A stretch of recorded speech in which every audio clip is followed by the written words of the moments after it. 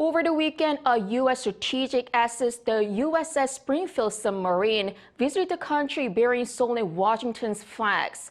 This was their latest sign of warning and deterrence against the North amid increasing nuclear threats from the regime. Our Soo-young looks into the Allies' maritime cooperation moving forward.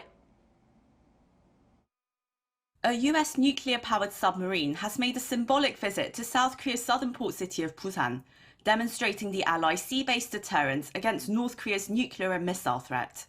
The 6,000-ton USS Springfield fast attack submarine arrived on Saturday on a scheduled visit, according to the U.S. Pacific Fleet.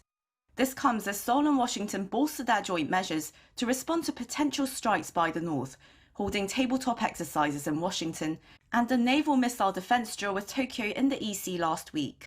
There's a great deal of force that can be applied from sea-based platforms. Of course they can. If you look at the cruise missiles that have been used by Russia against Ukraine, most of them have been fired from warships at sea. North Korea, for one, has been developing a sea-based deterrent with submarines that can carry ballistic missiles. To offset this capability, South Korea will need to continually improve its anti-submarine warfare capabilities. And given that the US and Japan both have formidable ASW forces, they can add and should assist in this respect.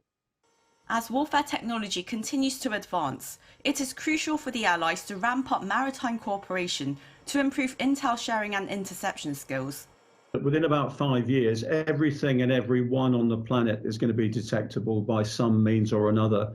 So the ability to use the sea as a stealth environment is incredibly important. And that's everything from the seabed, you can use those for structures and sensors and things like that, but also submarine and semi-submersible platforms as well.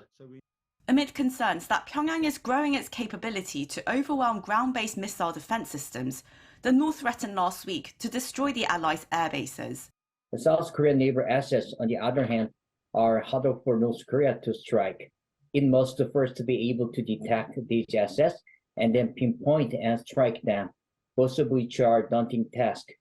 This is particularly true for submarines like the KSS-3, which are incredibly difficult for North Korea to target, given North Korea's limited anti-submarine warfare capabilities. The naval commanders of South Korea, US, and Japan last week held talks to discuss joint maritime exercises going forward. Soo-young, Arirang News.